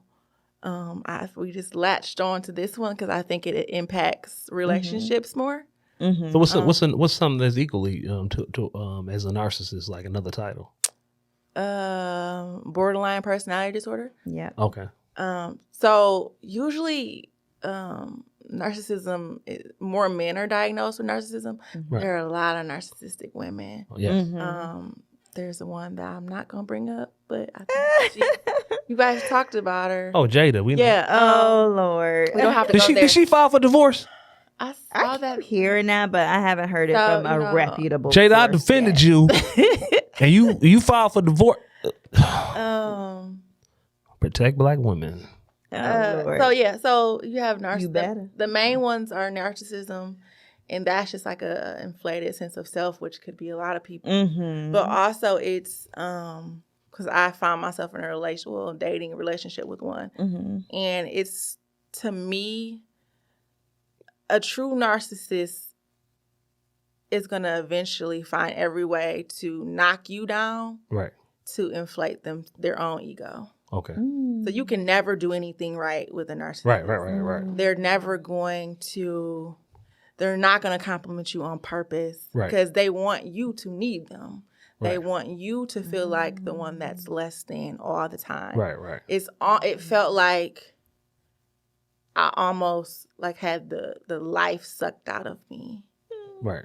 But it's very, how I notice it is like, it's not like that at first. Right. Then everything happens really fast. It's like, they call it love bombing. Ooh. But it's like, oh, I want you. In the like, beginning. In the very beginning. They boost you up. They boost you up on Right. your everything. Oh, Right. I see us getting married. I see us having kids. And this is all within the first week. Right. And you're like, oh my gosh, because they want you to fall in love with them. They're this magical person that you've been waiting on. They listen to you because they're keeping on to things that they can use Right. on you Yes. in the future. It's so scary. It's very scary. I mean, but this happened even Yeah. in business relationship, not just romantic. Mm-hmm. Mm-hmm. Oh, you're the best person for the job, or oh man, you did a great job on this, and like you said, then all of a sudden it just switch. They want you to they thrive off of you needing them. And if I knock you down for so long and make you feel like nobody else or you're not worthy, Right. then you have to depend on me for everything. Right. Mm. Right. I got to a thank point. you. I got to a point where I no longer negotiate. Yeah. I never ever negotiate my value. Mm-hmm. You know. But the trick with them is just that, like you said, they pull you in, and then the switch up happens. And what happens with people is that you think it's your fault. Mm-hmm. You did something wrong, Right. and now they're not the same person, but they were never that person. Yeah. Right. And that's like the worst part of it. So you really, man, you got to get to know folks because, So my I mean- switch up happened Mhm. within 3 weeks. yeah. And I have did have a lot of anxiety driving in the city. And I had a lot of anxiety driving with men, but it was because my parents, my stepfather was always really critical of my mother's driving. Mm. And I figured that out. Okay, this is why I'm so anxious when I'm driving. But man, it's like, Right. y'all already say we can't drive. I know I can't drive. It's fine, but I don't need you to be on my head about it. Right. I'm doing the best I can. But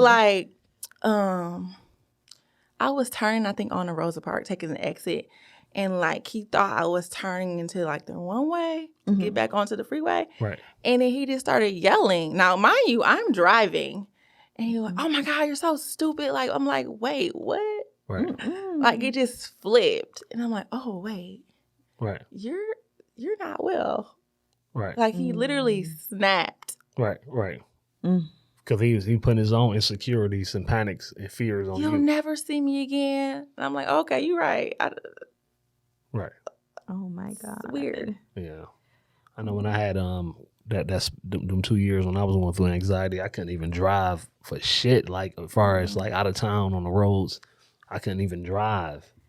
Yeah, I never experienced that personally, but I've experienced someone close to me experiencing that. And I just remember being like, this is just the craziest thing I ever seen. I just never seen a person just not be themselves so fast. Mm-hmm.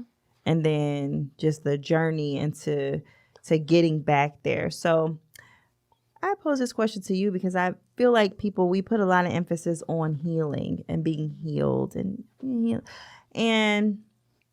when I thought about my journey and what I did and, how I was feeling, I don't feel like I buy into the idea of being healed. It doesn't mean that I feel like I'm wounded, but I feel like I buy into the idea of constantly putting in the work on myself to be well and, doing things to keep my mind sharp, to keep me content. I think of it as let's just say I want to lose 20 pounds, which I do. I always want to lose 20 pounds. Right. You join a gym, you lose 20 pounds, but you don't stop going to the gym after you lose 20 pounds. Right. You know what I'm saying? You have to maintain what you've lost. And so I think like keeping a therapist, you know, because I haven't been to my therapist in probably it's been a year now, but I got her number. So if I needed her, you know what I'm saying? Like it's just always being conscious of your mind and that, you know, you just gotta. It's just constant to me. We are living in. It's not necessarily our faults. No, You know what I mean, we got to take responsibility for our problems, but it's not necessarily our fault. We live in a fucking sick world. Not the actual world, but the people that control the world. Yeah. So we get the worst of the worst foods. You know, we get fed poison through the media. Fear through the media, you know what I'm saying, and through our educational systems and everything that we basically are given is poison to our minds, to our bodies. So we're going to have this anxiety and have these panic attacks, and we're going to have depression, and we're going to have all these different symptoms based on the stuff that they're putting into our lives. Right. So you on can't, purpose. They're doing it on purpose. Because the pharmaceutical companies is one of the biggest industries in the world. Exactly. So if people ain't sick, if people not sick, they ain't making money. Who they go sell drugs to? Yeah. I found out about this study that Facebook did in 2015, and I feel like I've shared it multiple times now because it's just what they did was sick, and they still do it. Right. But there was a period of time on Facebook specifically for like months where there was just an influx of nothing but people being murdered. Like you could scroll on your timeline and you could just see someone being murdered. Right. Like the police murders and all that stuff? But just regular, like something that happened around the city or whatever locally. Because these videos have always been around, but I feel like there are certain groups that were targeted specifically for research purposes to see like how it would affect their mood. The trauma. How, like, what if they see this every day, multiple times a day, how would this affect them in the long term? Right. And it made them anxious and depressed. Right. But you caused damage for research? How did they measure it though? Like, were they just going by the things people were posting, or like, how did they measure? I think the effects? You know, everything in social media goes off matrix, but I think it was based off of what they would post and repost. Yeah, like all so all of that is tracked. So they keep when you reposting people, you know, so working in the streets, that's what you're gonna see. Like, but they like upped it, so they made sure like that's all you were seeing. So before you were seeing like maybe your mama post, your auntie post, and then maybe you'll sprinkle in a little sprinkle of mess. But now it's like that's all you're seeing. So they had an influx of this in on purpose to see how it would affect people. So I mean, I 100% believe that, because I feel like we are constantly being tested. The things that we see on the news, even the movies, there's always an agenda that is so obvious now. Like even when I went to see Doctor Strange, I love the movie, but it was such an obvious agenda there. The main character, her name was America. She was Latino. You know, her gift was she could cross the multiverse, so basically crossing borders. Okay. And she had 2 moms. You know what I mean? So it's like the agenda of what they're trying to feed people is always obvious. And we are constantly being tested with the things that we're seeing to see if we even care anymore. Right. Like you notice the rage we used to have when we first heard about police killings, and then it kind of died down for a while because you saw it happen so much that it's almost, you know, like, damn. In my own, I mean, cut you off, but in my own personal opinion, like, you know, you got the midterm elections coming up. So now all of a sudden you start seeing police shootings again. Oh, yeah. And then you also see a lot of raids and drug busts. It's all to deter the mind that these things are going on, because being from that one party, they base their votes off a certain demographic. So they want to the police is doing X, Y, and Z to people. It's almost like I mean, police do a lot of stupid shit. Like, I just watch a cop jump on a bouncer in the club downtown for no fucking reason. And it's like, they do a lot of stupid shit.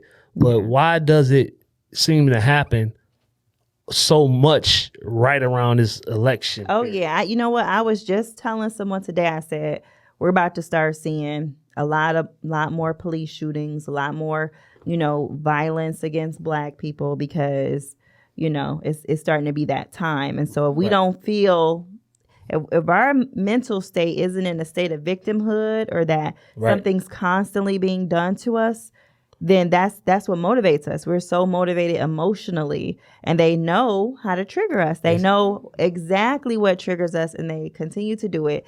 And that's why some of these thought processes will never die. That's why, for a lot of us as a people, we're going to stay stagnant because we are given the belief that the odds are so stacked against us that it's hopeless. That's what I was. You know what I almost mean? to also normalize it. Yes. Like, oh, this is gonna keep happening. Yeah, there's nothing you can do. There's nothing we can do.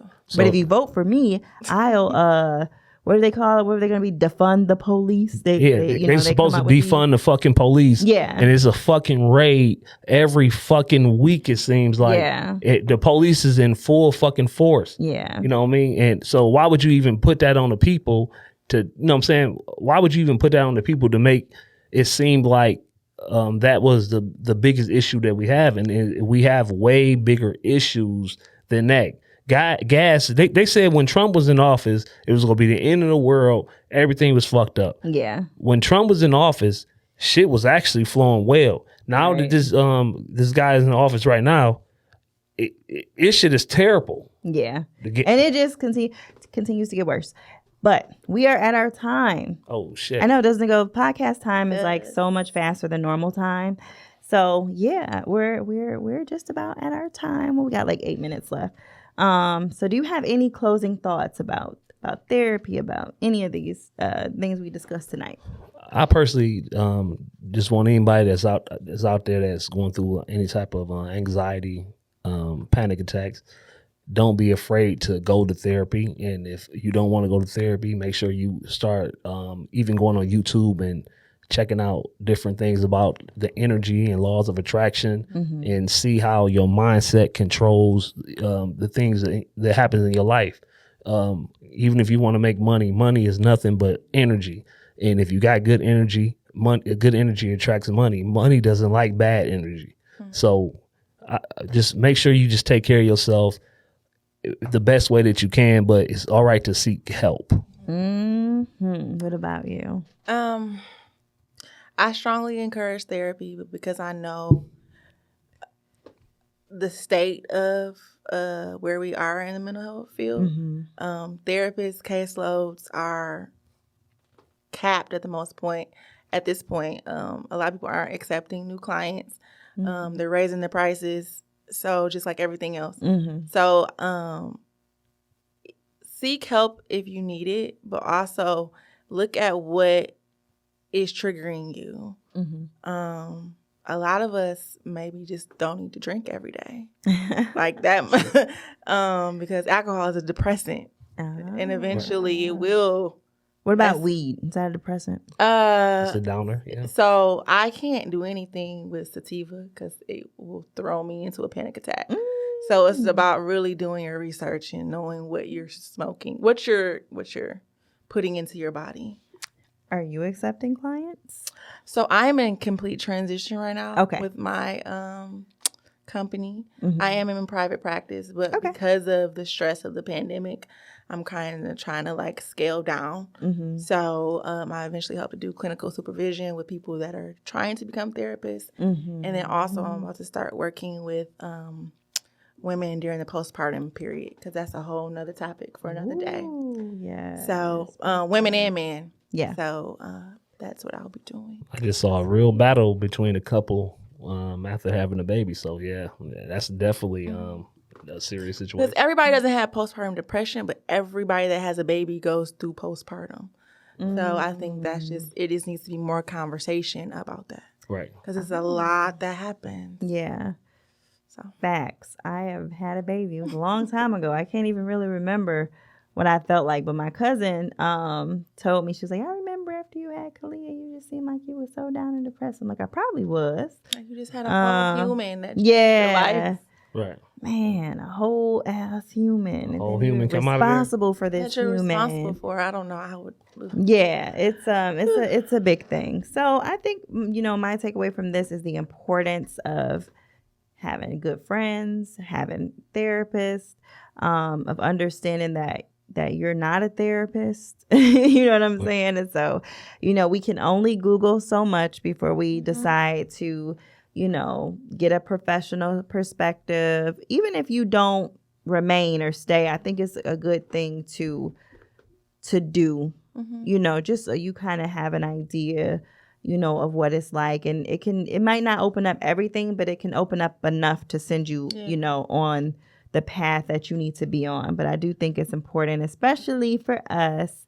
And, I'm glad that we're talking about it more, and I'm glad that we're doing it more because, I do believe it will be helpful. Your homegirl, who is in a way worse situation than you is not the person that you should be going to for advice. Right. You know what I'm saying? Like, you're going to her to probably make you feel better about yourself, so. And there's a war between therapists and life coaches and coaches in general.